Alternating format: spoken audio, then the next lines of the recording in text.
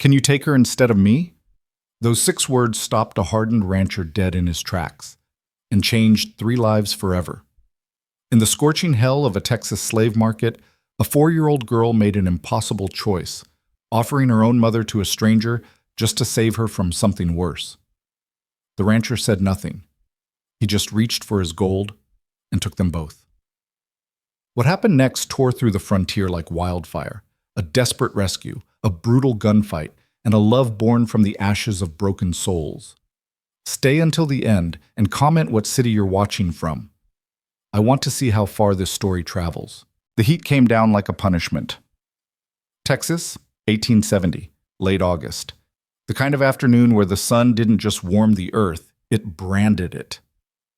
The border livestock market sat like a festering wound on the edge of civilization, a sprawling maze of wooden pens and canvas tarps where anything with a price could be bought, sold, or traded. Horses, cattle, guns, whiskey, and people. Silas Ward didn't come here for people. He came for horse medicine, a tin of salve his mare desperately needed for an infected hoof. He was a man of 43 winters, tall and lean as a fence post, with a face carved by grief and a scar that ran from his left temple down to his jaw. His eyes were the color of winter fog, distant and unreadable. He wore dust-covered boots, a dark coat despite the heat, and a wide-brimmed hat pulled low. He kept to himself. Always had. The market stank of sweat, manure, and desperation. Voices shouted in English and Spanish, haggling over prices, cursing over cards, laughing too loud at jokes that weren't funny. Silas moved through the crowd like a ghost, his hand resting instinctively on the pistol at his hip. He didn't trust crowds, didn't trust noise, didn't trust much of anything anymore. He found the medicine stall wedged between a blacksmith's forge and a tobacco vendor. The proprietor, a wiry man with tobacco-stained teeth, grinned at him. "Silas Ward, ain't seen you in months. Thought maybe you'd finally gone and died out there on that lonely ranch of yours." Silas didn't smile. "The salve. Right to business. I like that." The man ducked behind his counter, rummaging through jars and tins. "Got it here somewhere. You know, you could stand to be a little friendlier. Might do you some good." "Might not." The proprietor chuckled, shaking his head. "Suit yourself." Silas paid in silence, tucking the tin into his coat pocket. He turned to leave, and that's when he heard it. A voice, small, trembling, desperate. "Please, mister, please." He stopped. It wasn't the words that caught him. It was the tone, the kind of fear that came from a place beyond tears, beyond begging, the kind that lived in the marrow. Silas turned slowly. At the edge of the crowd, near the shadowed pens where livestock waited to be sold, stood a little girl. She couldn't have been more than 4 years old. Her skin was sun-darkened, her black hair tangled and matted with dust. She wore a dress that might have been white once, but was now the color of rust and earth. Her bare feet were caked in mud, and her eyes, God, her eyes, were the eyes of someone far older than her years, wide, haunted, drowning in a terror she couldn't name. She was tugging on the coat of a man walking past, a rancher in a clean hat, his face flushed red from drink. He shook her off like she was a fly. "Get off me, girl." "Please," she whispered again, her voice breaking. "Please, mister." The man spat on the ground and walked away. Silas felt something twist in his chest, a sensation he'd buried so deep he'd forgotten it existed. He started walking toward her before he even realized he was moving. The girl saw him coming. Her eyes locked onto his, desperate and pleading. She stumbled forward, her small hands reaching out. "Mister," she gasped. "Mister, please." Silas stopped in front of her. Up close, he could see the bruises on her arms, the dirt smeared across her cheeks, the way her whole body trembled. "What is it?" His voice was rough, unused to gentleness. The girl's lip quivered. She pointed toward the pens behind her, the ones covered in shadow, the ones people didn't look at too closely. "My mama," she whispered. "They're going to take her away. They said she's no good. They're gonna—" Her voice cracked, tears spilling down her face. "Please, mister, can you take her instead of me?" Silas went still. The world seemed to narrow to just this moment, this child, these words. "What did you say?"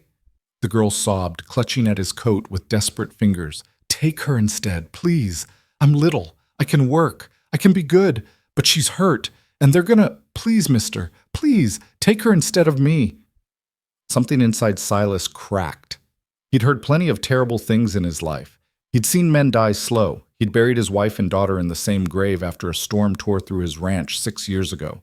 He'd lived with ghosts every day since. But this was different. "Show me," he said quietly.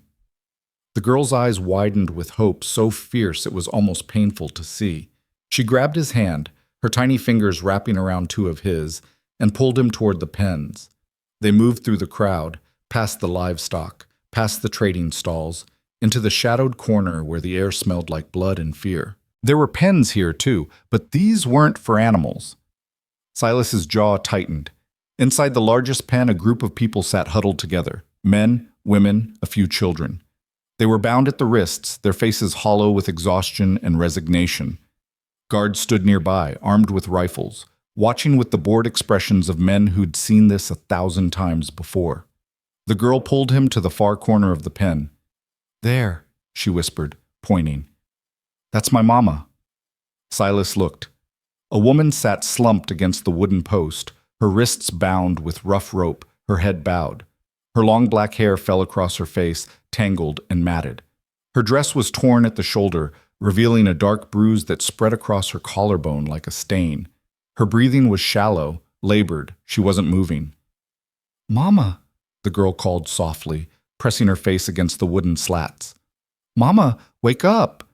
The woman stirred. Slowly, painfully, she lifted her head, and Silas saw her face. She was young, maybe 30, maybe less.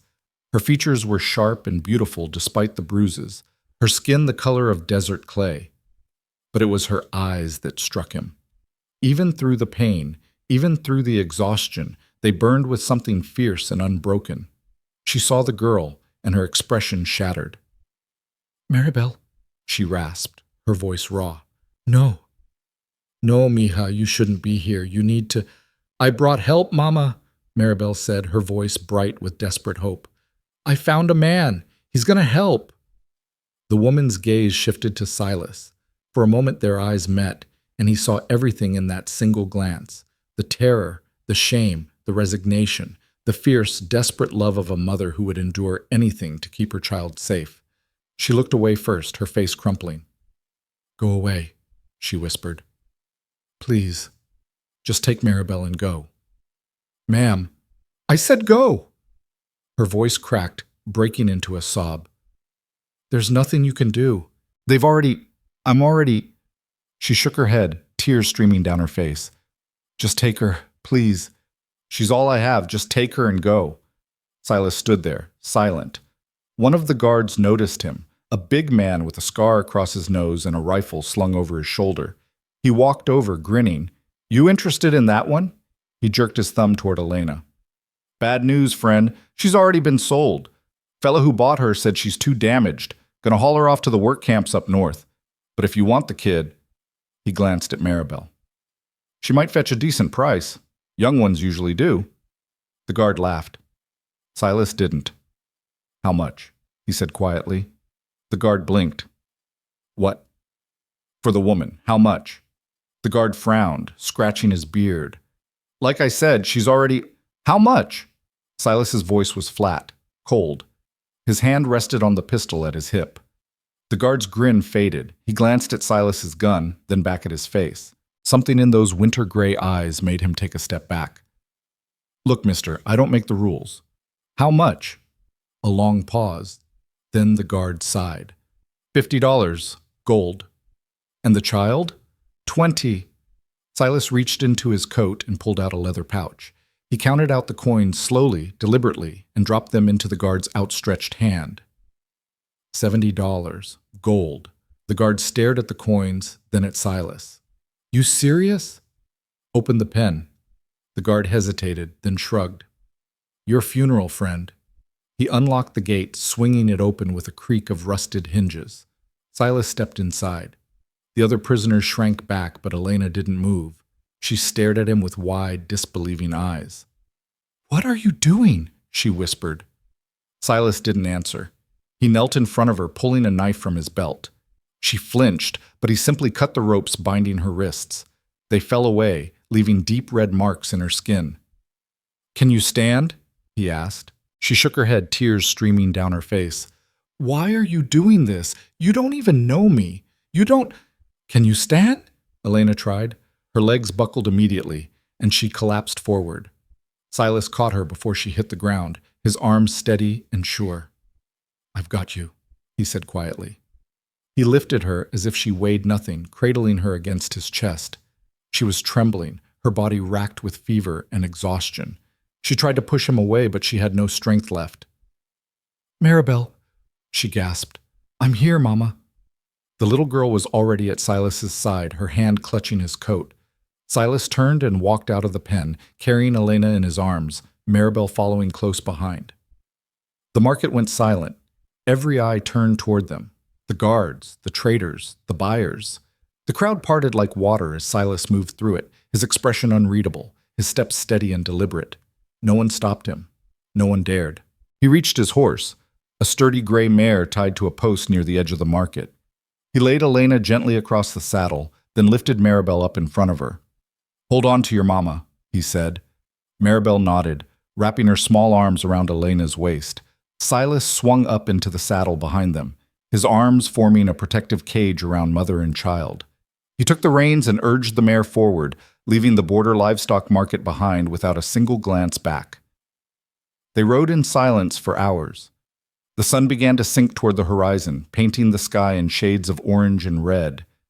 The heat eased, replaced by a cool breeze that whispered through the tall grass.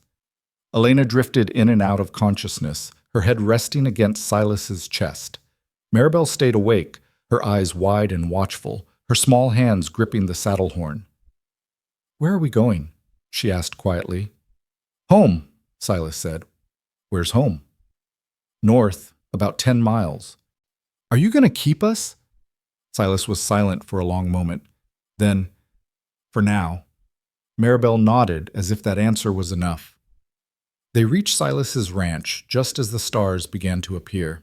It was a modest place, a 2-story house built of weathered wood, a barn, a few corrals, and endless stretches of grassland rolling toward the distant hills. The house was dark, the windows empty. It looked like a place where time had stopped. Silas dismounted, carefully lifting Elena from the saddle. She stirred, her eyes fluttering open. "Where—" she began. "You're safe," Silas said. "You're with me now." He carried her inside, Maribel trailing behind. The house smelled of dust and disuse. He climbed the stairs to the second floor, pushing open a door at the end of the hall. It was a small bedroom, a single bed with a quilted blanket, a wooden dresser, a window overlooking the prairie. The room was untouched, preserved like a shrine. A child's room. His daughter's room. Silas hadn't stepped foot in here since the day he buried her. He laid Elena on the bed, pulling the blanket over her. She was shaking, her skin burning with fever. He fetched water from the well, clean cloth from the kitchen, and spent the next hour gently cleaning her wounds, washing the dirt and blood from her face and arms. She didn't speak. She just watched him with those fierce, unreadable eyes. When he finished, he stood. "Rest. I'll be downstairs if you need anything." "Why?" she whispered. Silas paused in the doorway. "Why what? Why did you do it? Why did you buy us? What do you want?" He turned to look at her. For a long moment he said nothing. Then quietly, "I don't want anything." He walked out, closing the door softly behind him. Downstairs, Maribel sat at the kitchen table, her eyes drooping with exhaustion. Silas warmed some soup over the stove, plain, simple, but hot. He set a bowl in front of her. "Eat." She ate slowly, carefully, as if she wasn't sure the food was real. When she finished, Silas led her upstairs to a small guest room across the hall from her mother. He set a blanket on the bed, lit a candle on the nightstand. "You'll sleep here." Maribel climbed into bed, pulling the blanket up to her chin. She looked so small, so fragile. "Mister?" she said softly. Yeah? Thank you. Silas nodded. He turned to leave. Mister? He stopped. Are you going to make us leave? Silas looked back at her. In the candlelight, her eyes were the same as his daughter's had been. Wide, hopeful, afraid. No, he said. I'm not. He closed the door. That night, Silas didn't sleep. He sat on the porch, staring out at the dark prairie, a cup of cold coffee in his hand. The wind whispered through the grass, carrying with it memories he'd tried to bury. His wife's laugh, his daughter's smile, the storm that took them both. He'd sworn he'd never let anyone into this house again. He'd sworn he'd live alone, die alone, and let the ghosts keep him company. But tonight, the house felt different. For the first time in 6 years, it didn't feel empty. Upstairs, Elena lay awake, staring at the ceiling. Her body ached, her wrists throbbed. But for the first time in weeks, maybe months, she felt something other than fear. She felt safe. And that terrified her more than anything, because safety, she'd learned, was always temporary. Always. Across the hall, Maribel was already asleep, curled up beneath the blanket, her small face peaceful for the first time in days. And downstairs, Silas Ward sat alone in the darkness, a man who'd thought his life was over, wondering what the hell he'd just done. 3 broken people, 3 wounded souls, all under one roof.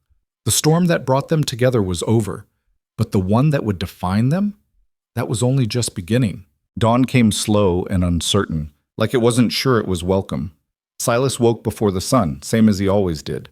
His body was stiff from sleeping in the chair on the porch, his neck aching from the angle he'd slumped into somewhere around 3 in the morning.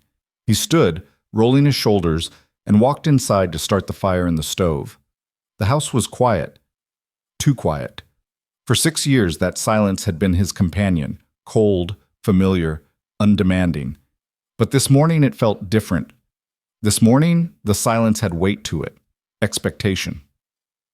He made coffee, strong and black the way he'd always taken it. As the pot began to boil, he heard a sound from upstairs. Soft footsteps. A door creaking open. Silas tensed, his hand moving instinctively toward his pistol before he caught himself. It was just the girl.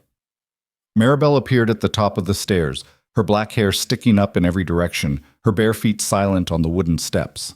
She clutched the blanket around her shoulders like a cloak, her dark eyes wide and cautious as she descended. She stopped at the bottom step, staring at him. Silas stared back. "Morning," he said finally. She didn't answer, just watched him with that unnerving intensity children sometimes had, the kind that saw everything and judged nothing. "You hungry?" he asked. A small nod. Silas turned back to the stove, cracking eggs into a cast-iron pan. He wasn't much of a cook, but he could manage the basics. Eggs, bacon, bread toasted over the fire. Simple, functional. Maribel climbed onto one of the kitchen chairs, still wrapped in her blanket, still watching. "Your mama still sleeping?" Silas asked, not looking at her. Another nod. "Good. She needs the rest." He set a plate in front of her, eggs scrambled with a bit of salt, 2 strips of bacon, a piece of bread. Maribel stared at it like it might vanish if she blinked. "Go on," Silas said. "It's yours." She picked up the fork slowly, carefully, and took a bite. Then another. Then she was eating quickly, hungrily, like someone who'd learned not to trust when the next meal might come. Silas poured himself coffee and sat across from her, watching her eat. She didn't look up, didn't speak, just ate with singular focus until the plate was clean. When she finished, she set down the fork and finally met his eyes. "Thank you," she whispered. "You're welcome." Silence stretched between them. Silas sipped his coffee. Maribel pulled the blanket tighter. "What's your name?" she asked suddenly. "Silas." "Silas," she repeated, testing the word. "That's a good name." "It's just a name." "My name's Maribel, but Mama calls me Mari sometimes." "Maribel's a good name too." She smiled then, just a flicker, barely there, but real. It was the first time he'd seen her smile, and something about it made his chest tighten in a way he didn't understand. "Can I help?" she asked, gesturing toward the dishes. Silas glanced at the plate, the pan, the coffee pot. "You know how to wash dishes?" "Mama taught me. I'm good at it." He nodded slowly. All right, there's a basin by the pump outside. Water's cold, but it works. Maribel slipped off the chair, still dragging her blanket, and carried the dishes outside. Silas followed, showing her how to work the hand pump, how to scrub the plates clean with a rag and a bit of lye soap. She worked carefully, methodically, her small hands moving with practiced efficiency. She didn't complain about the cold water, didn't ask for help, just did the work and did it well. When she finished, she looked up at him, waiting for approval. Good job, Silas said. Her smile came easier this time. They went back inside. Silas poured himself another cup of coffee and settled into the chair by the window, staring out at the prairie. Maribel climbed back onto her chair at the table, wrapping the blanket around herself again. What do you do all day? She asked. Work, fix things, take care of the animals. What animals? Horses, few chickens, used to have cattle, but I sold most of them. Why? Didn't need them anymore. Why not? Silas glanced at her. She was watching him with open curiosity, her head tilted slightly to one side. You ask a lot of questions, he said. Mama says curious people learn more. Your mama's right. Maribel seemed satisfied with that answer. She swung her legs beneath the chair, her bare feet not quite reaching the floor. Can I see the horses? She asked. Silas considered it. Your mama know you're down here? She's sleeping. When she wakes up, she's going to worry if you're not there. Maribel's face fell. Oh, Silas sighed. He wasn't good at this, at talking to children, at knowing what they needed. His daughter had been easy. She'd laughed at everything, chattered constantly, filled every silence with light. But Maribel was different, quieter, more careful. Tell you what, he said. You go sit at the bottom of the stairs where you can hear if your mama calls. I'll bring you something to do. Her eyes brightened. Okay. She scurried to the stairs, settling on the bottom step with her blanket wrapped around her. Silas rummaged through a trunk in the corner of the room and pulled out a small wooden box. Inside were scraps of fabric, a needle, thread. He carried it over and set it beside her. You know how to sew? Maribel nodded eagerly. These are scraps, not good for much, but you can practice with them if you want. Make whatever you like. She opened the box carefully, her eyes wide with wonder as she touched the colorful pieces of cloth. Really? Really? Thank you, Silas. It was the first time she'd said his name without hesitation, and hearing it, his name in her small, earnest voice, stirred something in him he'd thought was long dead. He nodded and walked away before she could see his face. Upstairs, Elena woke to sunlight streaming through the window and the smell of coffee drifting up from below. For a moment, she didn't know where she was. Panic seized her chest, the instinct to run, to hide, to protect herself from whatever was coming next. But then she registered the softness of the bed beneath her, the clean blanket covering her body, the quiet stillness of the room. She was safe. The memory came back in fragments. The market. The pen. The little girl tugging on a stranger's coat. The man with winter gray eyes who'd paid gold for her freedom without asking for anything in return. Elena sat up slowly, wincing as pain shot through her ribs. Her wrists were bandaged, clean white cloth wrapped carefully around the rope burns. Someone had washed her face, her arms. Someone had dressed her wounds. Him, the stranger. Silas. She looked around the room. It was small but well kept. A child's room, she realized. There were faint marks on the wall where pictures had once hung. A small wooden horse sat on the dresser, covered in dust. This room belonged to someone. Someone who wasn't here anymore. Elena's throat tightened. She forced herself to stand, her legs shaking beneath her. She was still wearing the torn dress from yesterday, but someone had draped a clean shirt over the back of the chair. A man's shirt, far too big for her, but warm. She pulled it on over her dress and made her way to the door. The hallway was dim and quiet. She could hear voices downstairs, low, murmuring. One of them was Maribel. Elena's heart lurched. She moved quickly despite the pain, gripping the banister as she descended the stairs. At the bottom, she found Maribel sitting cross-legged on the floor. A pile of colorful fabric scraps spread around her. She was humming softly to herself as she stitched two pieces together with careful concentration. Maribel, Elena breathed. The girl's head snapped up. her face breaking into a radiant smile. "Mama!" She dropped the fabric and ran to Elena, throwing her arms around her waist. Elena sank to her knees, pulling her daughter close, burying her face in Maribel's hair. "Are you okay?" Elena whispered, her voice shaking. "Did anyone hurt you? Did he—" "I'm okay, Mama. I'm good. Silas gave me breakfast and let me wash the dishes, and now I'm making something. Look!" She pulled Elena over to the pile of fabric, pointing proudly at her handiwork, a crude but earnest attempt at stitching a small pouch. Elena stared at it, then at her daughter, her mind reeling. "He gave you breakfast?" she repeated. "Eggs and bacon. It was really good. And he said I did a good job washing the dishes. And he's really nice, Mama. He doesn't talk much, but he's nice." Elena's hands tightened on Maribel's shoulders. "Where is he?" "Outside, doing chores." Elena stood, her jaw set. "Stay here." "Mama, stay here, mija. I'll be right back." She walked through the house, her bare feet silent on the wooden floor, and stepped out onto the porch. The morning air was cool and clean, carrying the scent of grass and earth. In the distance, she could see the barn, the corrals, the endless stretch of prairie rolling toward the horizon. And she saw him. Silas stood near the barn, repairing a section of fence. His back was to her, his movements slow and deliberate as he hammered a nail into the wood. His coat was off, his sleeves rolled up, revealing strong, scarred forearms. Elena stepped off the porch and walked toward him, her hands clenched into fists at her sides. "You!" she called out. Silas stopped hammering. He turned slowly, his expression unreadable.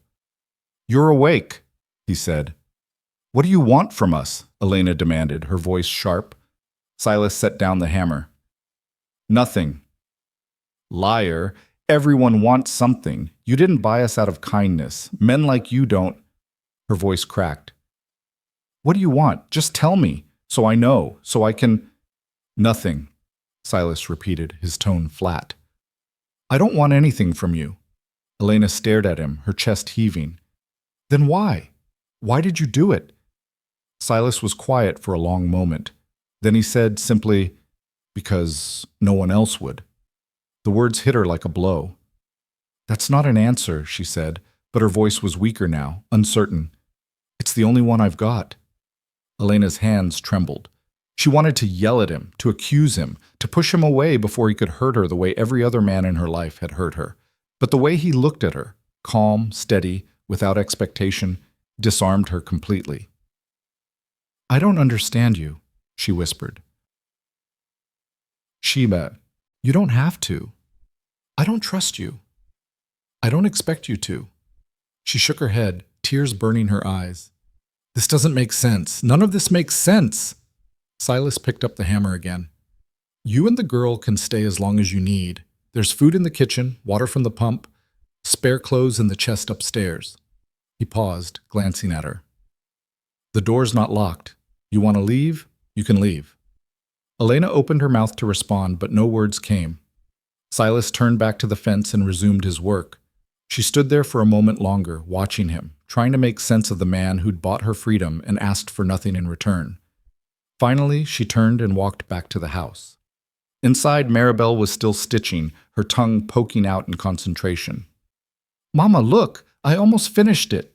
Elena knelt beside her, forcing a smile. "It's beautiful, mija." Maribel beamed. Elena pulled her close, pressing a kiss to the top of her head. "We're going to be okay," she whispered, more to herself than to her daughter. But even as she said it, she wasn't sure she believed it. The days began to blur together in a rhythm Elena hadn't known in years. Silas kept his distance. He was always working, fixing fences, tending to the horses, chopping wood, repairing the roof. He ate his meals alone, usually outside or in the barn, and spoke only when necessary. But he was never unkind. He left fresh water by Elena's door every morning. He made sure there was food on the table. When he noticed Maribel shivering in her thin dress, he brought her a wool blanket without a word. Elena watched him carefully, waiting for the trap to spring, waiting for him to demand payment, waiting for him to show his true intentions. But the days passed, and he did nothing. He didn't touch her, didn't leer at her, didn't even look at her longer than necessary. It unnerved her more than anger ever could. One afternoon, nearly a week after they'd arrived, Elena found herself standing in the kitchen, staring at the pile of unwashed dishes in the basin. Silas had been out since dawn, and Maribel was napping upstairs. Elena rolled up her sleeves and began to wash them. She didn't have to. Silas hadn't asked. But sitting idle made her feel like a burden, and if there was one thing Elena Cruz refused to be, it was helpless. She was scrubbing a cast iron pan when the door opened behind her. Silas stepped inside, dust covering his boots, his face shadowed beneath his hat. He stopped when he saw her at the basin. "You don't have to do that," he said. "I know." He didn't move. "You should be resting." "I've rested enough." Silas watched her for a moment, then nodded slowly and turned to leave. "Wait," Elena said, surprising herself. He stopped. She set down the pan, wiping her hands on a rag. "Why do you sleep on the floor?" Silas frowned. "What?" "Every night. I hear you. Outside my door. You sleep on the floor in the hallway." Her eyes narrowed. "Why?" Silas's jaw tightened. "So you feel safe." The simplicity of the answer stole her breath. "That's all?" she asked. "That's all." Elena stared at him, her throat tightening. "You don't have to do that." "I know." "Then why—" "Because you flinch every time I walk into a room," Silas said quietly. "Because your daughter watches me like she's waiting for me to turn into a monster. Because you've been hurt, and I'm not going to add to that." He met her eyes. "So I sleep on the floor, and I'll keep sleeping on the floor until you don't need me to anymore." Elena's hands clenched into fists. She wanted to argue, wanted to tell him he was wrong, that she wasn't afraid, that she didn't need his protection. But the words wouldn't come, because he was right. Silas turned and walked out, leaving her standing alone in the kitchen, her heart pounding against her ribs. That night, Elena lay awake in the small bedroom, staring at the ceiling.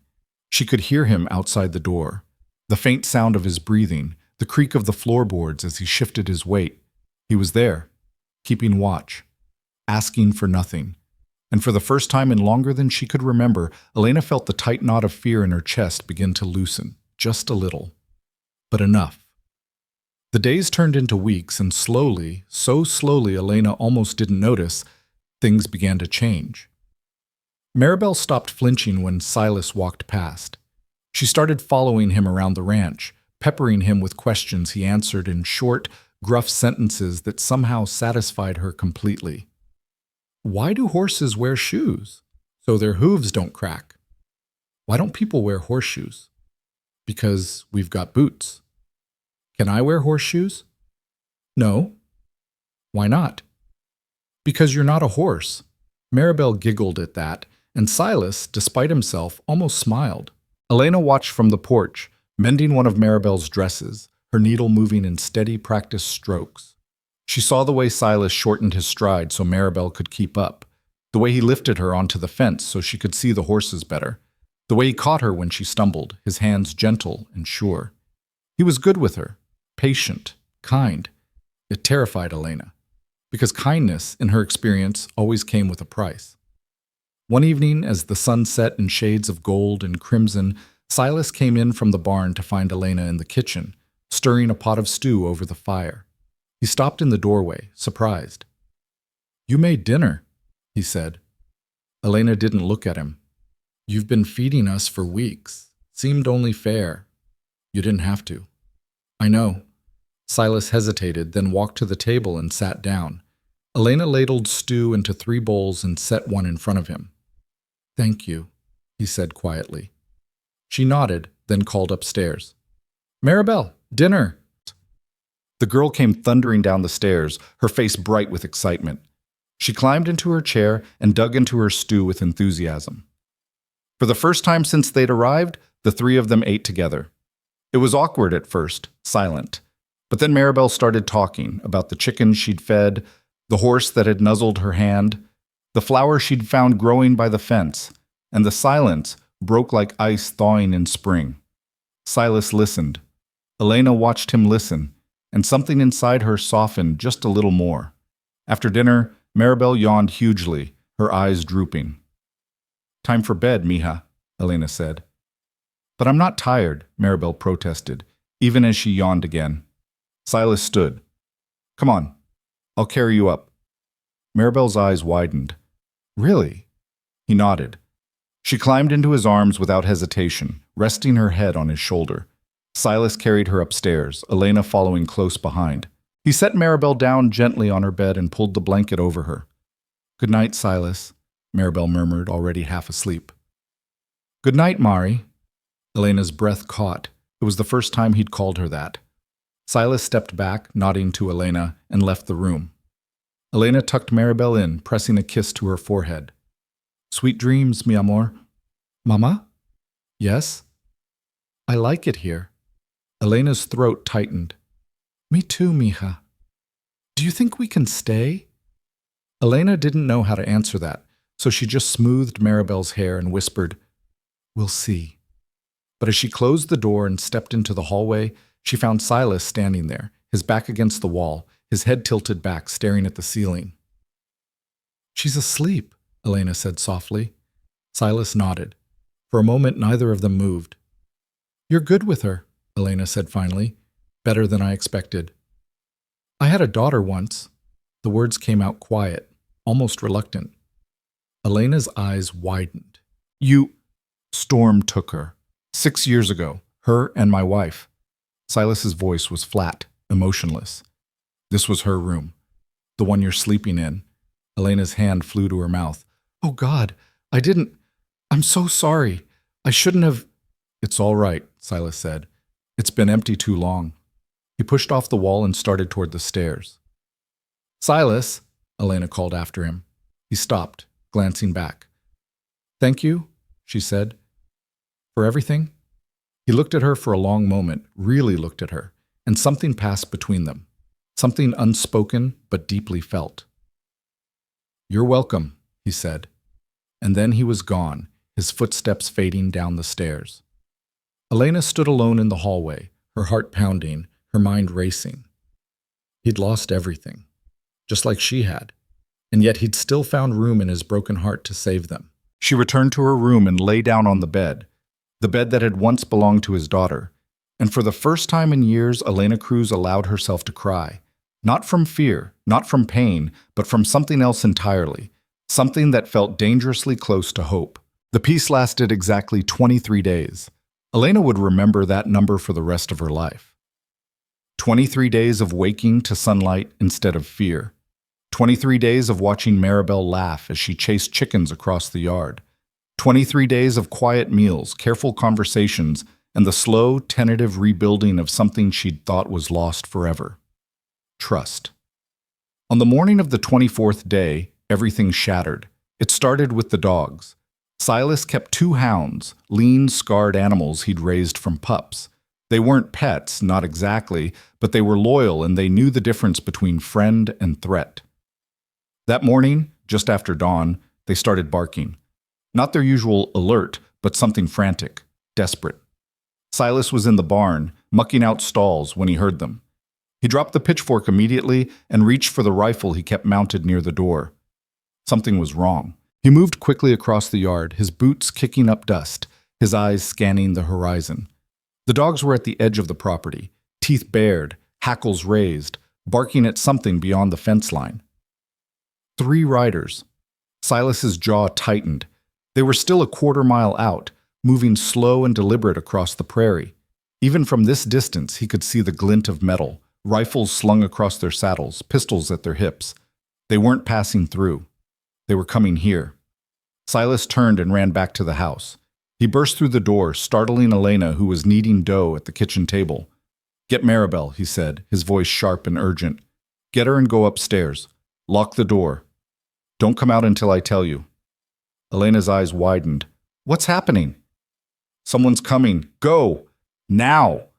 The fear in his voice, a tone she'd never heard from him before, sent ice through her veins. She didn't ask questions. She ran upstairs, grabbed Maribel from her room where she'd been playing with her fabric scraps, and pulled her into the bedroom. "Mama, what's wrong?" Maribel asked, frightened by the sudden urgency. "Shh, mija, we need to be very quiet." Elena locked the door and pulled Maribel away from the window, pressing her back against the wall. Downstairs, Silas loaded his rifle with practiced efficiency. his hand steady despite the adrenaline coursing through his veins. He checked his pistol, made sure his knife was in his boot, and stepped out onto the porch. The riders were closer now, maybe 200 yards. He could make out their faces, and he recognized one of them, Jeb Mercer. Silas felt something cold settle in his gut. Mercer was a trafficker, one of the men who ran the trade routes through the border markets. Silas had seen him before, heard stories. Mercer wasn't just cruel. He was smart, calculating, the kind of man who didn't give up once he'd set his sights on something, or someone. The three riders crossed onto Silas's property, their horses moving at an easy trot. They stopped about 50 feet from the house, forming a loose line. Jeb Mercer sat in the middle, a big man with a thick beard, a scar running down his left cheek, and eyes like a snake. He wore a long coat despite the heat, and his right hand rested casually on the pistol at his hip. "Morning," Mercer called out, his voice carrying across the yard. He smiled, but there was no warmth in it. "Fine day, ain't it?" Silas didn't lower his rifle. "Get off my land." Mercer's smile widened. "Now, is that any way to greet visitors? We rode a long way to have a conversation with you." "We got nothing to talk about." "Oh, I think we do." Mercer leaned forward in his saddle, his eyes glittering. "See, I'm looking for something that belongs to me. A woman, Mexican, 30 years old, give or take. Got a little girl with her. Dark hair, dark eyes." He paused. "Ring any bells?" Silas's finger moved to the trigger. "I said get off my land." "She's mine," Mercer said, his voice hardening. "I got papers that say so. Legal and proper. You took her from the market without authorization. That's theft, friend." "I paid for her. Gold. Your man took it."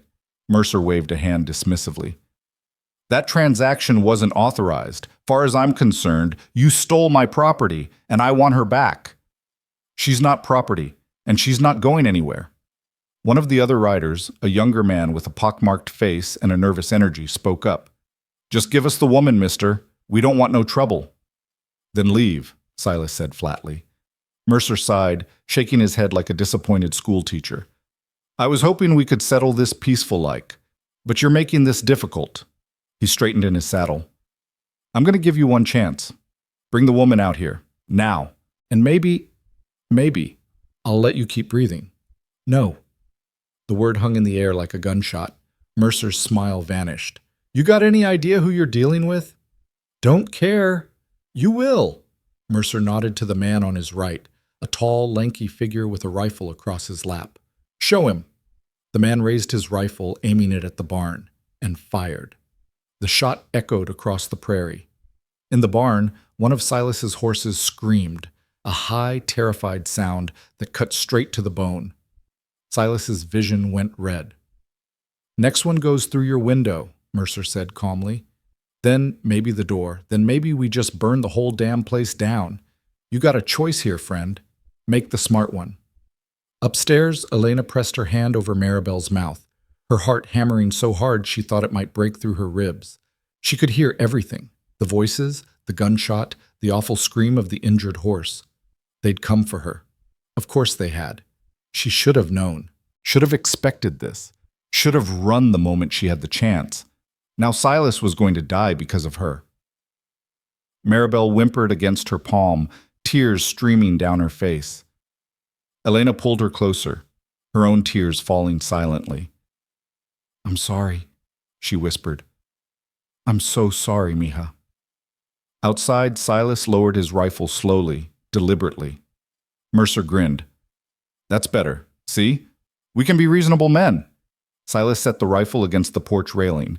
Then he drew his pistol and fired. The shot took the lanky man in the shoulder, spinning him half out of his saddle. He screamed, clutching at the wound as blood poured between his fingers. Chaos erupted. The pockmarked man drew his pistol, firing wildly. A bullet splintered the porch post inches from Silas's head. Silas dove behind the railing, firing twice more. One shot went wide. The other hit the pockmarked man's horse, and the animal reared, throwing its rider. Mercer wheeled his horse around, drawing his own weapon. "Kill him!" he roared.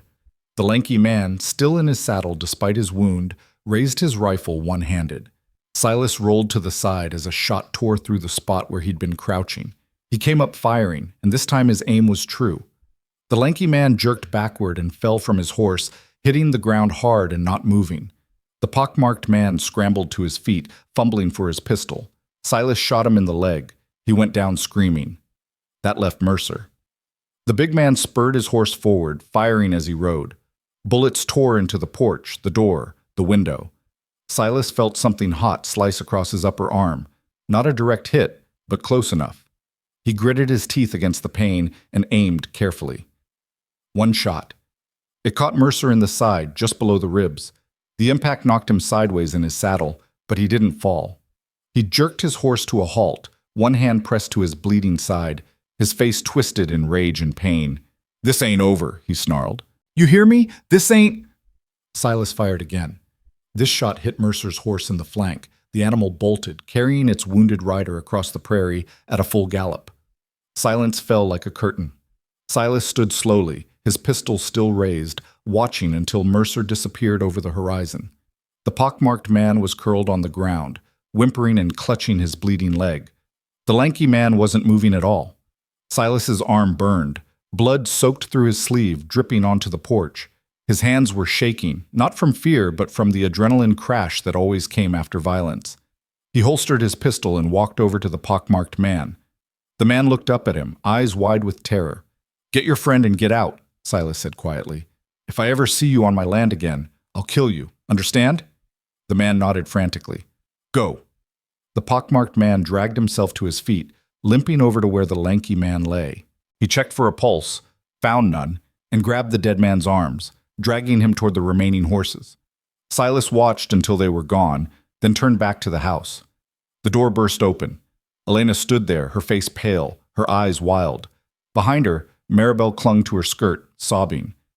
"Are you—" Elena's voice broke. "Are you hurt?" Silas glanced at his arm. "It's nothing." "You're bleeding." "I said it's nothing." But his legs chose that moment to give out. He sat down hard on the porch steps, his head spinning, the world tilting sideways. Elena was beside him in an instant. She knelt in front of him, her hands hovering over his wounded arm, uncertain. "Let me see," she said. "I'm fine." "Let me see." Silas didn't have the strength to argue.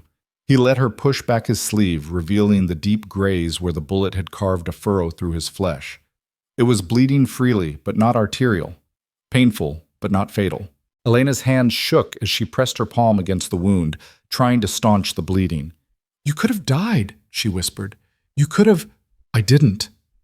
They came for me." Her voice cracked. "They came for me, and you fought them. You could have just given me to them. You could have—" "No," Silas said, his voice hard. "I couldn't." Elena looked up at him, tears streaming down her face. "Why? Why would you do that? Why would you risk your life for someone like me?" Silas met her eyes. In the harsh morning light, she could see the scars that marked him, the physical ones on his face, his arms, and the deeper ones that lived behind his eyes. "Because you're not someone like you," he said quietly. "You're you. And Maribel's just a kid, and nobody is taking either of you from here unless you want to go." Something broke inside Elena. She pressed her forehead against his uninjured shoulder and wept, deep, wrenching sobs that shook her entire body. Silas sat very still, unsure what to do. Then, slowly, carefully, he lifted his good arm and rested it across her shoulders. "It's all right," he murmured. "You're safe. I've got you." Maribel crept forward, her small face streaked with tears. She climbed onto the step beside Silas and wrapped her arms around his waist, burying her face against his side. "Don't die, Silas," she whispered. "Please, don't die." Silas's throat tightened. He looked down at the little girl clinging to him, at the woman crying against his shoulder, and felt something shift in his chest, something he'd thought was dead and buried with his family. "I'm not going anywhere," he said softly, and he meant it. Elena pulled herself together first, wiping her eyes with the back of her hand. She stood, her jaw set with determination. "Come inside," she said. "I need to clean that properly." Silas let her help him to his feet and guide him into the house. She sat him down at the kitchen table and moved with swift efficiency. boiling water, tearing cloth into strips, gathering the bottle of whiskey Silas kept in the cupboard. Maribel watched from the corner, her eyes wide. Elena poured whiskey over Silas's wound. He hissed through his teeth but didn't pull away. "I'm sorry," Elena murmured, dabbing at the torn flesh with a clean cloth. "Don't be. You're doing fine." She worked in silence, cleaning the wound thoroughly before binding it with strips of cloth. Her hands were steady now, her movements confident. When she finished, she tied off the bandage and sat back. "There," she said. "It should heal clean if you don't do anything stupid." "Like getting shot again?" "Exactly like that." Their eyes met. For a moment, something passed between them, something warm and unspoken. Then Elena looked away, her cheeks flushing. "You need to rest." "I need to check on the horse." "Silas, I need to check on the horse," he repeated, standing. He swayed slightly but steadied himself against the table. Elena grabbed his good arm. "At least let me come with you." He started to argue, then nodded. Together they walked to the barn, Maribel trailing behind them. The horse that had been shot was a young mare, one Silas had been training. The bullet had grazed her flank, leaving a shallow wound that bled but wasn't life-threatening. Silas ran his hand along her neck, speaking to her in low, soothing tones. The mare calmed under his touch, her breathing slowing. "She'll be all right," Elena said, watching him work. "You're good with them." "Had a lot of practice." Elena crossed her arms, leaning against the barn wall. "He'll come back, won't he? That man. Mercer." Silas didn't answer immediately. He finished tending to the mare, then turned to face her. "Maybe," he said, "but he's wounded. He'll need time to heal, time to gather more men." He paused. "We'll be ready." "We? You think I'm letting you face this alone?" Elena's eyes glistened. "You've already done more than—" "I'm not done," Silas said simply. She stared at him, this quiet, scarred man who'd become her unlikely protector. "I don't understand you." "Don't need to." "Yes, I do." She stepped closer. "Because I'm tired of running, Silas. I'm tired of being afraid. And if I'm going to stand and fight, if I'm going to trust you with my life and my daughter's life, I need to understand why you're doing this." Silas looked at her for a long moment. Then he said, "Because when I lost my family, I thought that was it. I thought I was done. That I'd just work this ranch until the day I died, and that would be enough." He paused, his voice roughening. "But then I saw your girl tugging on my coat, begging me to save you. And I saw you in that pen, beaten and broken, but still fighting, still breathing. And I thought—" He stopped, struggling for words. "I thought maybe I wasn't done after all." Elena's breath caught. "Silas, you brought something back to this house," he continued. "Something I thought was gone forever. Light, laughter, life." He met her eyes. "So no, I'm not letting Mercer or anyone else take that away. Not from you, not from Mari, and not from me." The confession hung between them, raw and honest. Elena reached out and took his hand, his rough, calloused hand that had held a gun an hour ago and now held hers with surprising gentleness. "Thank you," she whispered, "for fighting for us." "I'd do it again," Silas said quietly. "Every time." Something shifted in Elena's chest. For years, she'd been taught that men only wanted one thing, that kindness was a trap, that trust was weakness. But this man, this scarred, grieving rancher who slept on the floor outside her door and asked for nothing in return, had proven every one of those lessons wrong. And maybe, just maybe, it was time to let herself believe in something different. She squeezed his hand once, then released it, stepping back. "Come on," she said, her voice steadier now. "You need to rest, and I need to make sure Maribel is all right." They walked back to the house together, the morning sun climbing higher in the sky, casting long shadows across the prairie. Behind them, the blood on the porch was already drying in the heat. And somewhere out there, Jeb Mercer was wounded, angry, and planning his return. But for now, for this moment, they were safe, and they were together. And that, Elena thought, was enough. That evening, after Maribel had been put to bed, Elena found Silas sitting on the porch, staring out at the darkening prairie. His arm was bound, his rifle resting across his lap. keeping watch. She brought him a cup of coffee and sat down beside him. "You should be sleeping," she said. So should you." They sat in comfortable silence, sipping their coffee, listening to the night sounds, crickets chirping, an owl hooting in the distance, the soft whisper of wind through the grass.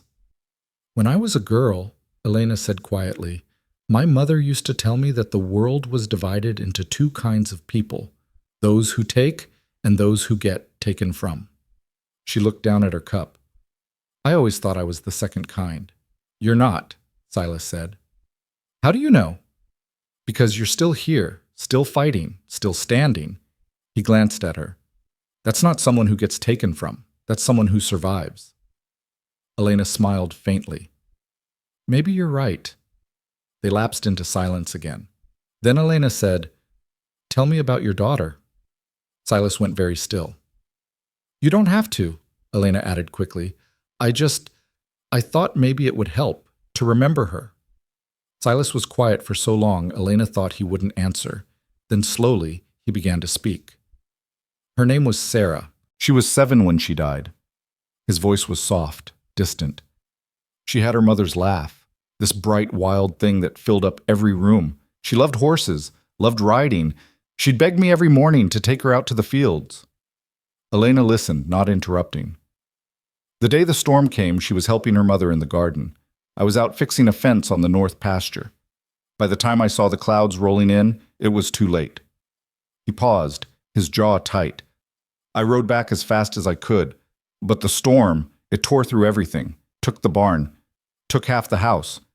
And when I finally found them..." His voice broke.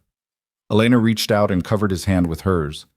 "They were together," Silas continued, his voice barely above a whisper.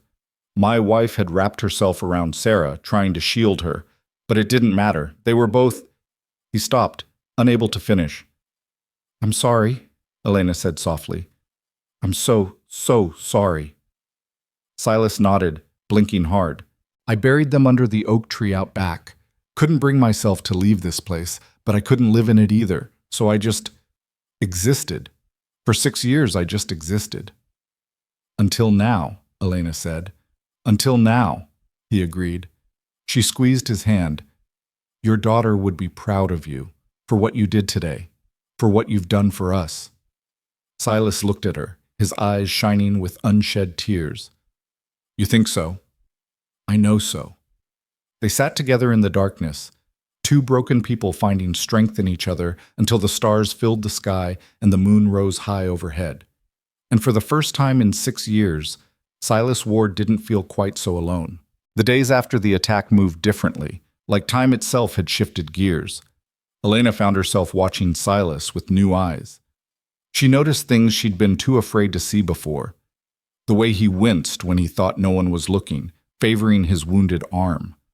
The way he still checked the horizon every hour, his hand never far from his rifle. The way he'd positioned himself between the door and the stairs every night, a living barrier between them and whatever might come through. He was healing, but slowly. The wound had been deeper than he'd admitted. An infection had tried to take hold in those first few days. Elena had tended it with fierce determination, changing bandages, applying poultices made from herbs she'd learned about as a girl in Sonora, sitting beside him when the fever came and refusing to leave even when he told her to rest. "You're stubborn," he'd muttered one night, his skin burning hot, his eyes glassy with fever. "So are you," she'd replied, pressing a cool cloth to his forehead. "I'll be fine." "Yes, you will, because I'm not letting you die." He'd looked at her then, really looked at her, and something passed between them that neither could name, something that felt like the first green shoots pushing through winter soil. On the 5th day after the attack, the fever finally broke. Silas woke clear-headed for the first time, finding Elena asleep in the chair beside his bed, her hand still holding the cloth that had fallen into her lap. The morning light caught the exhaustion on her face, the dark circles under her eyes, the way her hair had come loose from its braid. She'd stayed. Through everything, she'd stayed. Silas reached out slowly, carefully, and touched her hand. Elena's eyes flew open, and she sat up so fast the cloth fell to the floor. "You're awake," she breathed, pressing her palm to his forehead. The fever's gone. Thank God the fever's gone. How long was I? 2 days. Well, 2.5 if you count the times you were delirious. She managed a tired smile. You're a terrible patient, by the way. Kept trying to get up, kept saying you had to check the perimeter. Should check the perimeter. Silas Ward, if you try to get out of that bed right now, I will tie you to it. He almost smiled. Almost. You've been taking care of me this whole time? Someone had to. You should have rested. I did. When you did. She stood, smoothing her skirt. Now, you're going to stay in this bed for at least today. Drink water, eat soup, and let yourself heal. Understand? Yes, ma'am. This time she did smile. Good. I'll go make you something to eat. As she turned to leave, Silas caught her hand. She stopped, looking back at him. Thank you, he said quietly, for staying. Elena's eyes softened. Where else would I go? She squeezed his hand once, then left the room, closing the door gently behind her. Downstairs, Maribel was at the kitchen table, carefully sorting dried beans into piles by color, a task Elena had given her to keep her occupied and away from Silas's room during the worst of the fever. Is he better, Mama? She asked, looking up hopefully. Yes, mija. He's better. Maribel's whole face lit up. Can I see him? Later. Let him rest a little more first. Elena moved to the stove, stoking the fire. Are you hungry? A little. Mama? Yes? Are we going to stay here forever? Elena's hand stilled on the pot she'd been reaching for. I don't know, mi amor. I want to stay. I like it here. And I like Silas. I know you do. Don't you like him? Elena turned to look at her daughter. Maribel was watching her with those two knowing eyes, the ones that had seen far too much for a 4-year-old. Yes, Elena said softly. I do. Then why can't we stay? Because things aren't always that simple. Why not? Elena knelt down beside her daughter's chair, brushing a strand of hair from her face. Because Silas saved us, mija. But that doesn't mean he wants us here forever. This is his home, his life. He told me we could stay as long as we wanted, Maribel said. He told me that yesterday when you were sleeping and he was awake for a little bit. I asked him if we had to leave when he got better, and he said no. He said this was our home now, if we wanted it to be. Elena's breath caught. He said that? Maribel nodded solemnly. He said his daughter would have liked having a sister, and that I reminded him of her, and that it was nice having people in the house again. She tilted her head. What's wrong, Mama? Why are you crying? Nothing's wrong, baby. Nothing at all. Elena pulled Maribel into a fierce hug, pressing her face into her daughter's hair. Everything's just right.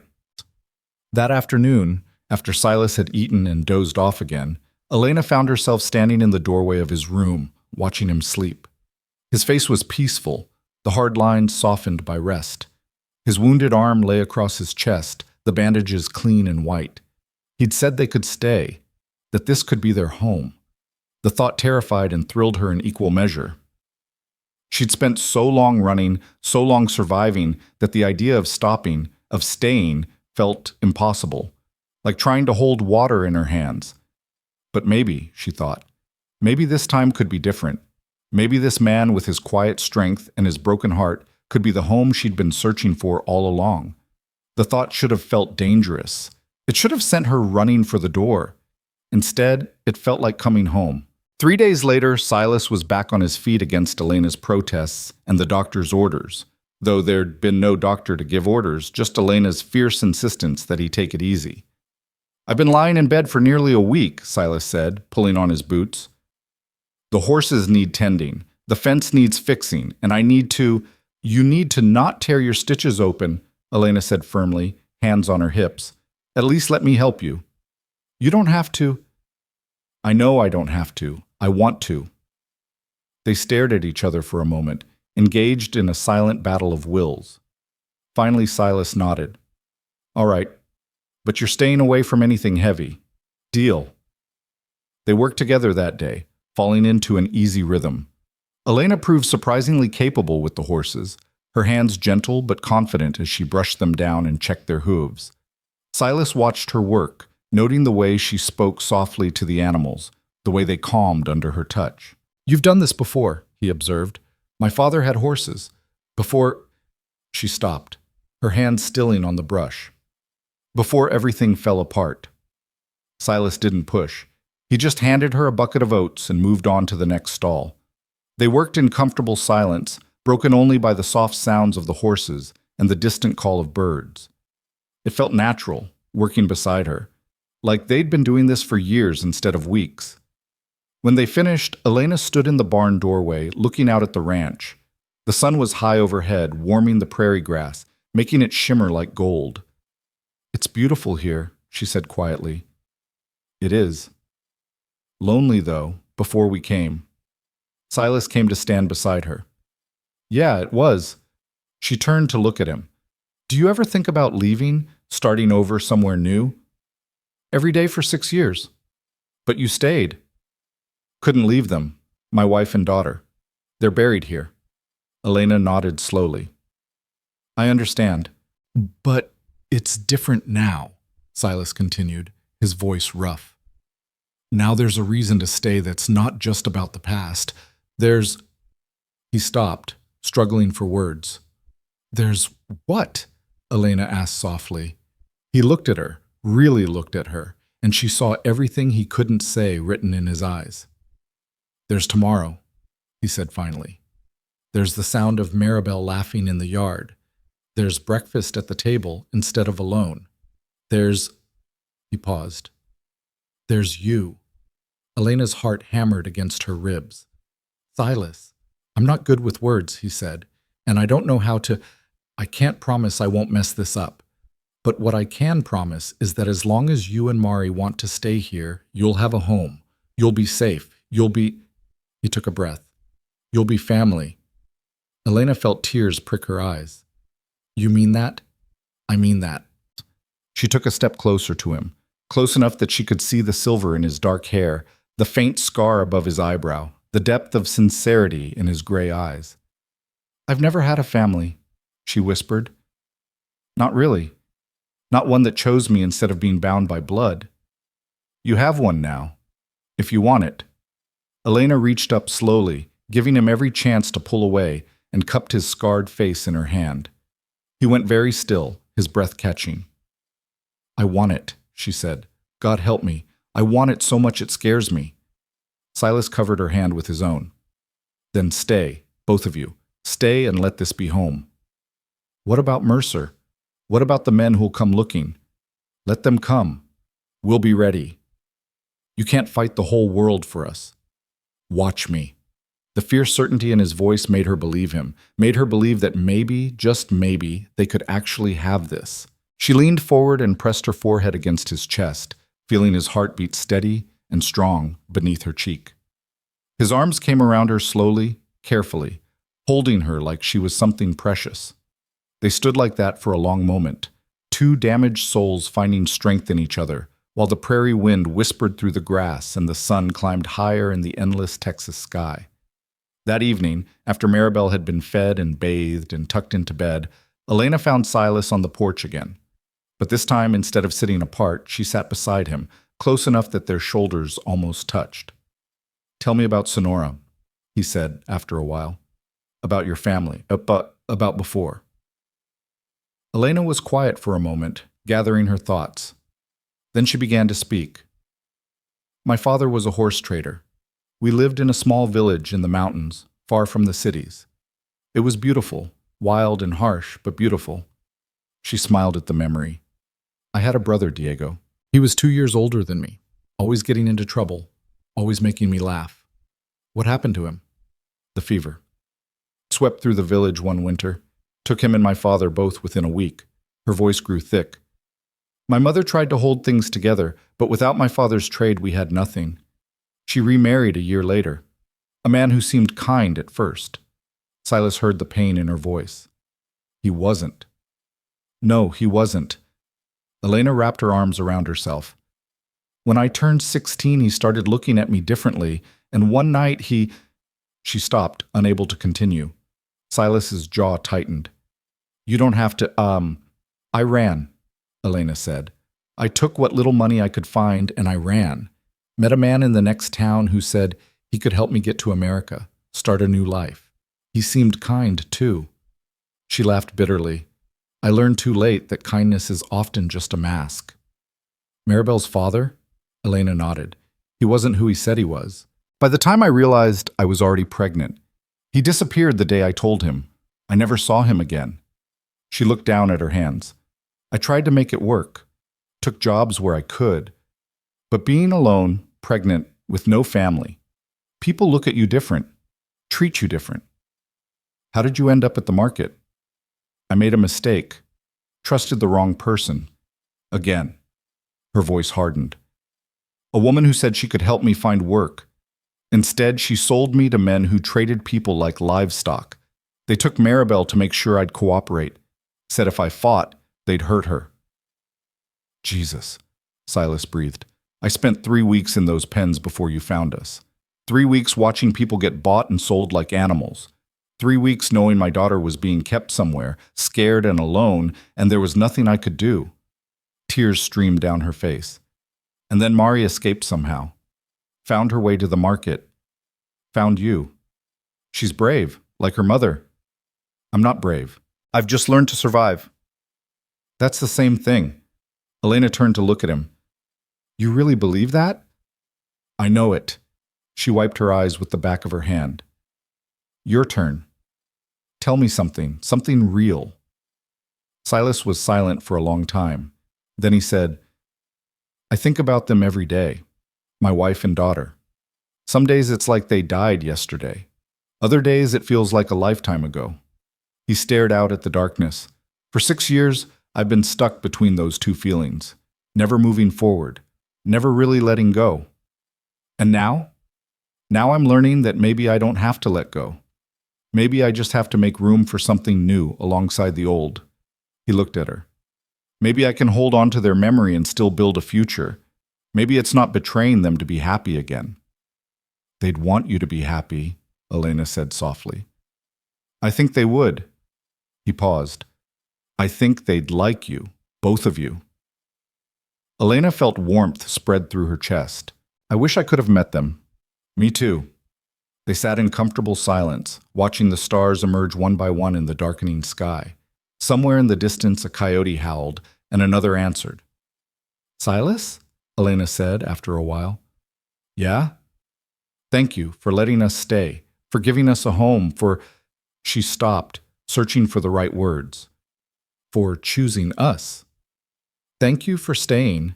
Elena reached over and took his hand. He squeezed back, his calloused palm warm against hers. They sat like that until the moon rose high and the night grew cold, neither wanting to break the spell of this moment, neither willing to let go. 2 weeks passed in relative peace. The wound on Silas's arm healed into an angry red scar that would fade with time.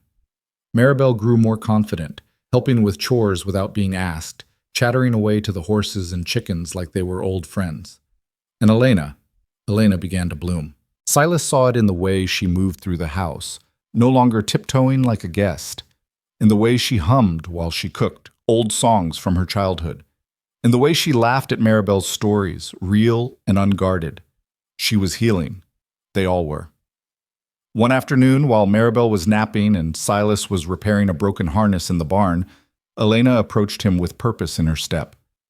Teach me, she said without preamble. Silas looked up from his work. Teach you what? To shoot. To defend myself. To defend Maribel. Her jaw was set, determined. If Mercer comes back, or anyone else, I don't want to be helpless. I want to fight beside you. Silas studied her for a moment, then nodded. All right. Come on. He led her out to the clearing behind the barn, where he'd set up targets for practice. Old bottles lined up on fence posts, a scarred piece of wood propped against a tree. He pulled his pistol from its holster and handed it to her. It's heavier than it looks. And louder. Elena took it, feeling the weight of it in her hand. Show me. Silas stood behind her, guiding her arms into position, showing her how to sight down the barrel, how to squeeze the trigger instead of pulling it. Breathe in, let it out slow, right at the bottom of your breath. That's when you shoot. Elena fired. The recoil jerked her arms up, the sound cracking across the prairie. The bottle she'd aimed at remained intact. Again, Silas said. She fired again, and again, and again. On the seventh shot, the bottle shattered. Elena lowered the gun, her hands shaking from adrenaline and something that felt like power. Good, Silas said. Real good. They practiced until the sun began to set and Elena's hands ached from gripping the pistol. By the end, she was hitting more targets than she missed.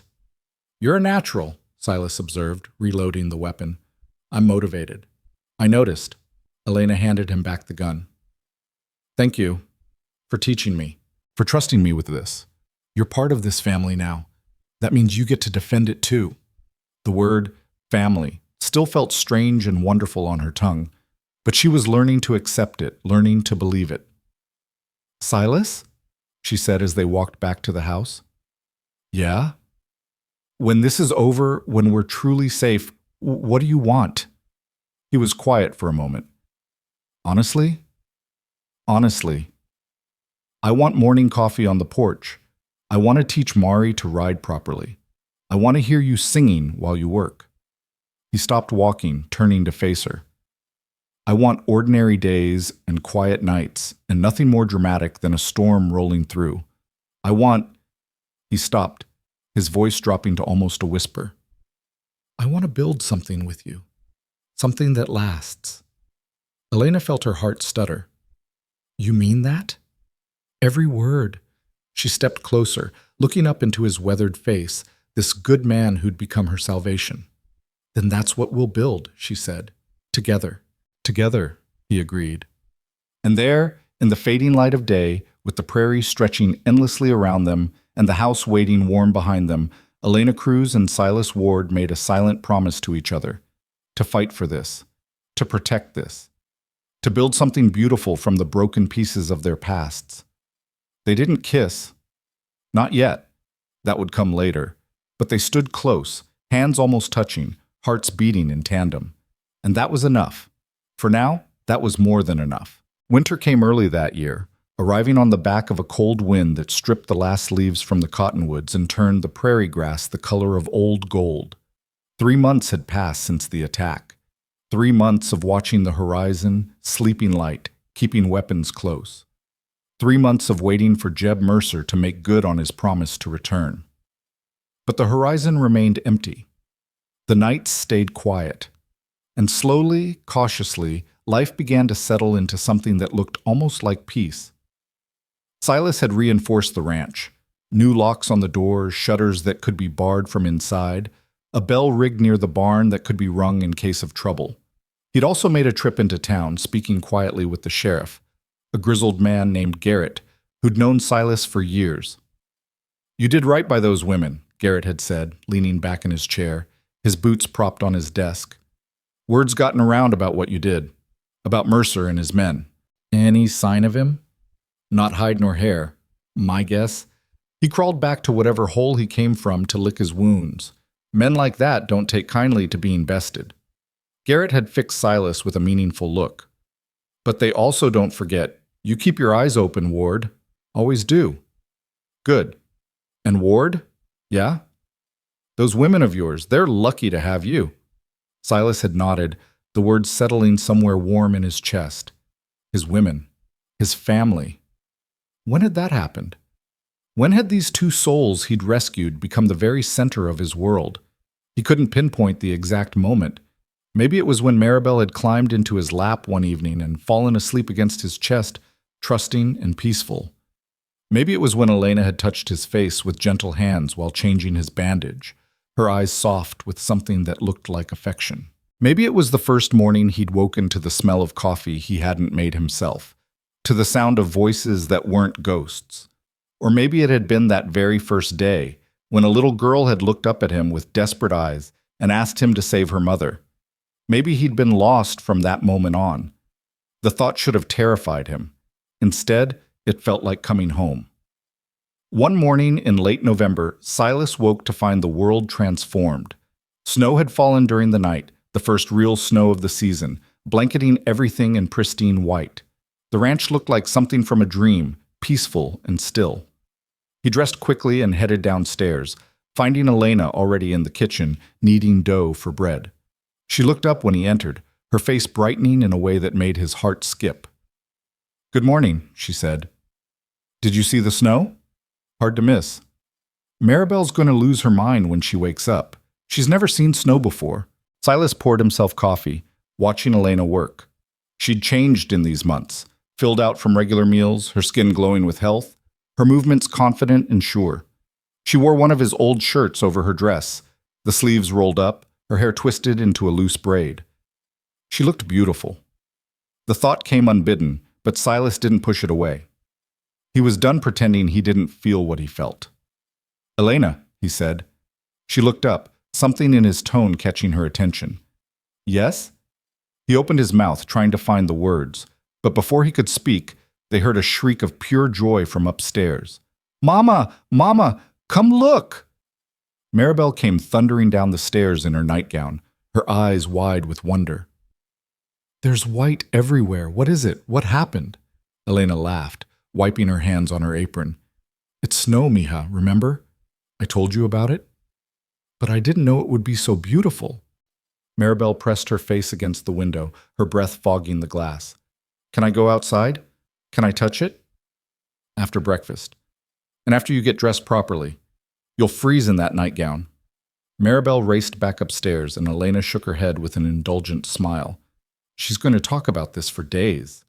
"Let her," Silas said. "Kids should get to be excited about things." Elena's smile softened. "You're good with her, you know. Better than her own father ever would have been. She makes it easy. It's not just that. You care, really care. That's not something that can be faked." She moved closer, her voice dropping. "You've given her something I never could on my own. Stability, safety, a father." Silas's throat tightened. "I'm not. You are. In every way that matters, you are." Elena reached out and touched his arm. "And I want you to know, both of us, we see it. We're grateful for it. You don't have to be grateful." "Yes, I do. Because what you've done for us, what you've given us, it's everything." They stood close, the air between them charged with something unspoken. Silas could smell the bread dough on her hands, see the flecks of gold in her dark eyes, feel the warmth radiating from her body. He wanted to kiss her. God, he wanted to kiss her. But Maribel came bounding back downstairs, now dressed in layers of clothing, her excitement palpable. "Can we go now? Please, please, please." Elena laughed, stepping back. "Yes, we can go now, but you listen to Silas, understand? Snow can be dangerous if you're not careful." "I'll be careful, I promise." They bundled up and headed outside. The morning air was crisp and clean, the snow crunching under their boots. Maribel ran ahead, squealing with delight as she kicked up clouds of white powder. "Look, I'm making clouds with my feet." Silas and Elena followed at a slower pace, watching her explore this new world. "I wish I could see it through her eyes," Elena said softly. "Everything is magic to her. Maybe that's how it should be." "Maybe." Maribel bent down and scooped up a handful of snow, staring at it in wonder as it melted against her warm palm. Then she looked up, a mischievous glint in her eye. "Silas, catch!" She threw the snowball, or tried to. It fell apart midair, scattering into powder. Silas raised an eyebrow. "That was a pretty weak throw, kid. Show me how to do it right." He knelt beside her, showing her how to pack the snow tight, how to aim, how to follow through with her throw. Maribel watched with intense concentration, then tried again. This time the snowball held together. It flew through the air and hit Silas square in the chest. Maribel gasped, her hands flying to her mouth. "I'm sorry, I didn't mean—" But Silas was grinning, actually grinning. "That was a perfect shot. Really? Really. Now run, because you just started a snowball fight." Maribel shrieked with laughter and took off running. Silas formed a snowball and lobbed it gently, catching her on the shoulder. She retaliated with another throw, then another. Elena watched them play, her heart so full she thought it might burst.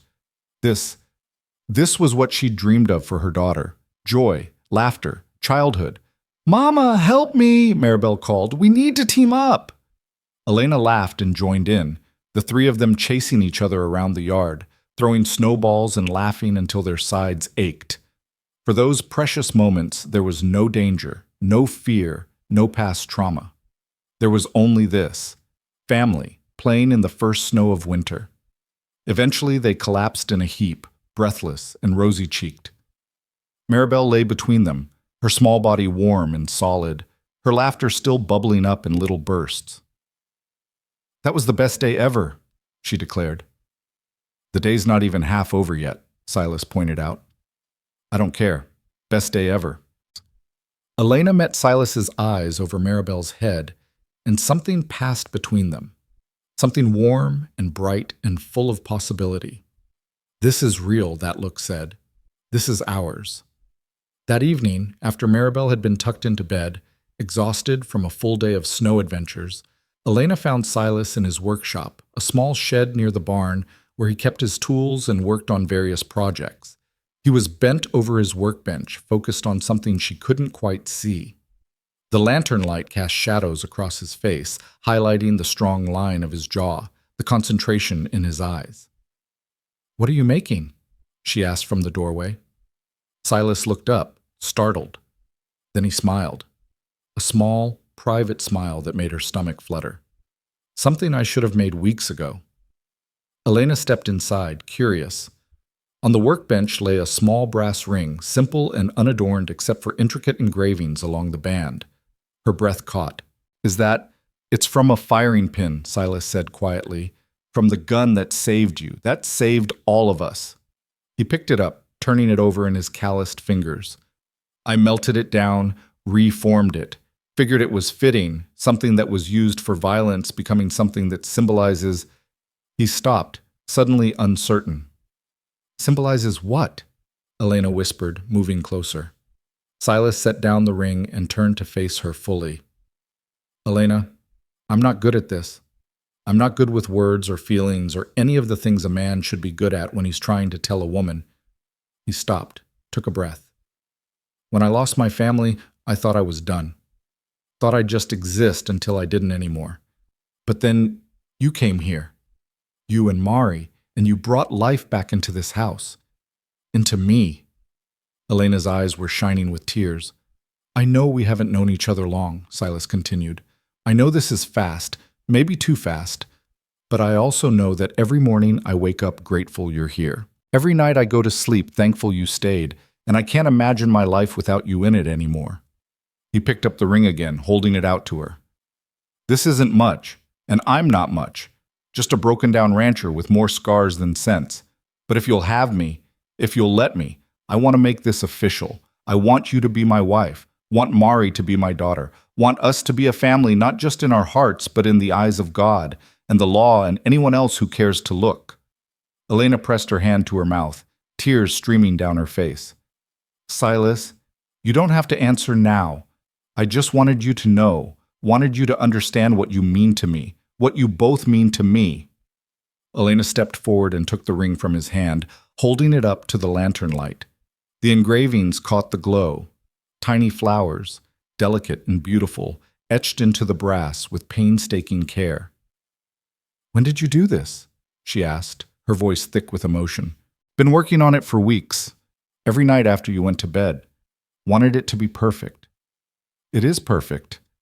Elena looked up at him, her dark eyes blazing with something fierce and beautiful. "And yes," Silas went very still. "Yes? Yes, I'll marry you.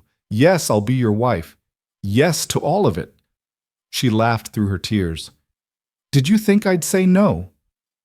"I thought you might need time. Thought you might—" She kissed him. It was sudden and impulsive and perfect. Her lips were soft against his, tasting of salt and tea and promise. Silas stood frozen for one heartbeat, two, and then his arms came around her, pulling her close as he kissed her back, with 6 years of loneliness and longing poured into that single moment. When they finally broke apart, both breathless, Elena rested her forehead against his chest. "I love you," she whispered. "I didn't want to. I was so afraid to." But I do. I love you, Silas Ward. I love you too, he said, the words rusty but real. Both of you. My family. Elena held up her hand and Silas slipped the ring onto her finger. It fit perfectly, the brass warm against her skin. When? She asked. Whenever you want. Soon. I don't want to wait. I've waited long enough for happiness. Then soon it is. They stood together in the workshop, holding each other while the snow fell softly outside and the lantern burned low. Two broken people who'd found each other in the darkest of places, choosing love over fear, hope over despair. Choosing each other. 3 weeks later, on a bright December morning with the prairie blanketed in white, Elena Cruz and Silas Ward stood in the small clearing behind the house, the same clearing where his wife and daughter were buried beneath the old oak tree. The sheriff officiated, his voice carrying across the still air. A handful of neighbors had come, good people who'd heard the story, who admired what Silas had done, who wanted to witness this new beginning. Elena wore a simple dress she'd sewn herself, white with blue flowers embroidered along the hem. Her hair was loose, flowing down her back, crowned with a wreath of dried prairie flowers that Maribel had insisted on making. Silas wore his best shirt, clean and pressed, his hair combed back, his beard trimmed. He couldn't stop looking at Elena, couldn't believe this was real. And Maribel. Maribel wore a new dress of soft yellow, her hair in 2 neat braids tied with ribbons. She stood beside them, holding a basket of flower petals she was supposed to scatter, but kept forgetting about because she was too excited. Do you, Silas Ward, take this woman to be your lawfully wedded wife? Sheriff Garrett asked. I do. Silas's voice was steady, certain. And do you, Elena Cruz, take this man to be your lawfully wedded husband? I do. Elena's voice rang clear and strong. Then, by the power vested in me by the territory of Texas, I now pronounce you husband and wife. Garrett grinned. Go on and kiss her, Ward. Make it official. Silas cupped Elena's face in his hands and kissed her softly, sweetly, sealing the promise they'd made to each other. The small crowd applauded, and Maribel finally remembered her flower petals, throwing them into the air with a whoop of joy. When they broke apart, Elena was crying and smiling all at once. We did it, she whispered. We're really married. We're really married, Silas confirmed. Maribel tugged on his pant leg. Does this mean I can call you Papa now? Silas knelt down to her level, his eyes suspiciously bright. You can call me whatever you want, sweetheart. Papa, she said decisively. I want to call you Papa. Silas pulled her into a fierce hug, this little girl who'd become his daughter in every way that mattered. Then Papa it is. The celebration afterward was simple but joyful. The neighbors brought food, roasted chicken, fresh bread, apple pie. Someone produced a fiddle, and there was music and dancing in the yard despite the cold. Silas danced with Elena, then with Maribel, spinning them both until they were dizzy with laughter. As the sun began to set, painting the sky in shades of orange and pink, Sheriff Garrett pulled Silas aside. Got some news for you, he said quietly. Silas tensed. What kind of news? The good kind. Jeb Mercer's dead. Silas stared at him. What? Got word from a marshal down south. Mercer tried to pull the same stunt on another ranch. Guy he targeted wasn't as merciful as you. Shot him dead before he even got off his horse. Garrett clapped Silas on the shoulder. It's over, Ward. You're safe. Your family's safe. Silas felt something inside him release, a tension he'd been carrying for months. He's really gone? Really gone. His men scattered, won't be bothering anyone anymore. Silas nodded slowly, letting it sink in. It was over. The threat that had hung over them like a dark cloud was gone. They were free. Truly, completely free. Thank you, he said, for everything. Just doing my job. Now get back to your bride before she thinks you're ignoring her on your wedding day. Silas returned to Elena, pulling her aside to share the news. Her eyes widened, then filled with tears of relief. It's really over? She whispered. It's really over. Elena threw her arms around him, burying her face in his shoulder. We can breathe now. We can just live. That's the plan. They held each other as the celebration continued around them, as the sun set and the stars emerged one by one, as their daughter played with the neighbor children, her laughter ringing across the prairie. This was home. This was family. This was everything they'd fought for. And it was theirs. The winter passed in a blur of quiet happiness. Silas taught Maribel to ride properly, sitting behind her on the old mare, his arms around her to keep her safe. Elena filled the house with warmth, curtains in the windows, rugs on the floors, the smell of cooking and the sound of humming. At night, Silas and Elena would lie together in the bed they now shared, talking in low voices about their days, their dreams, their plans for the future. Sometimes they didn't talk at all, just held each other in the darkness, grateful for the warmth and the company and the simple miracle of not being alone. Spring came eventually, as it always did. The snow melted, revealing the prairie grass beneath, green and new. The horses grew sleek and healthy. The chickens laid eggs. Life continued its eternal cycle. One morning in late April, Silas woke to find Elena sitting by the window, her hand resting on her stomach, a strange expression on her face. "You all right?" he asked, concerned. She turned to him, and her face was radiant. "I think I'm pregnant." Silas sat up, his heart pounding. "You think... Are you sure?" "Not completely, but I know my body. And I'm late, and I feel..." She smiled. "I feel different, good different." Silas crossed the room in 3 strides, kneeling in front of her, placing his hand over hers on her stomach. "A baby?" "A baby." He looked up at her, this woman who'd become his everything, and felt tears prick his eyes. "I didn't think... After everything, I didn't think I'd get this chance again." "You're getting it. We're getting it." Elena cupped his face in her hand. "Another chance. A new beginning. I'm going to be a father again. You already are a father. To Maribel. This is just..." She smiled. "This is more."